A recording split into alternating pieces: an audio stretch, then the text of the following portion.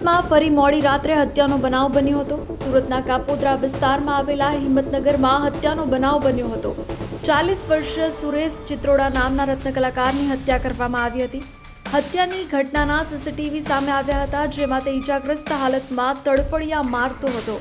યુવકને સમયસર સારવાર ન મળતા યુવકનું ઘટના સ્થળે મોત નીપજ્યું હતું। સ્થાનિક લોકોએ 108 બોલાવી પણ 108 આવે તે પહેલા જ યુવકનું મોત નીપજ્યું હતું। માત્ર બાઇકને કટ મારવા બાબતે યુવક પર હુમલો કરવામાં આવ્યો હતો।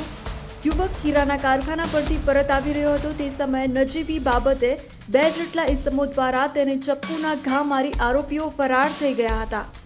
આ હત્યાના પગલે પોલીસના ઉચ્ચ અધિકારીઓ ઘટના સ્થળે પહોંચ્યા હતા અને લાશને પીએમ અર્થે હોસ્પિટલમાં ખસેડી હતી। ક્રાઇમ બ્રાન્ચ પોલીસે હત્યા કરનાર એક આરોપી જયેશ પાટીલ નામના હત્યારાની ધરપકડ કરીને આગળની તપાસ હાથ ધરી છે। કાપોદ્રા ધરમનગર ગોપીનાથ મેડિકલ પાસે ગઈ રાત્રે મોડી રાત્રે એક મોટરસાઇકલ ચાલકને બીજા મોટરસાઇકલ ચાલકે ચપ્પુ મારી અને ભાગી ગયેલાની એક ગુનો દાખલ થયેલો હતો। અનડિટેક મર્ડર હતું। મરણ જનાર અને મારનાર બંને અનઆઇડેન્ટિફાય હતા।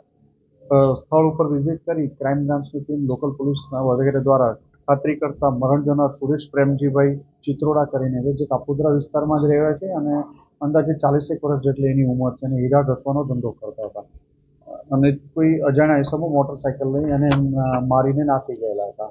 આ બાબતે ક્રાઇમ બ્રાન્ચની ટીમે ગણતરીના કલાકોમાં જ એક જયેશ રાકેશ પાટીલ જે ચપ્પુ મારવાવાળો હતો એને પકડી પાડવામાં આવ્યો છે અને એની પૂછપરછ દરમિયાન એણે એવું કબૂલ્યું છે કે એ મોટરસાઇકલ લઈને બંનેને ઓવરટેક કરવા બાબતે ઝઘડો થતા, બોલાચાલી થતા સામસામે ગાળાગાળી થઈ અને ઝપાઝપી થઈ હતી, જેમાં એણે મરનારને ચપ્પુના 2 ઘા મારી દેતા એનું મરણ ગયેલ છે।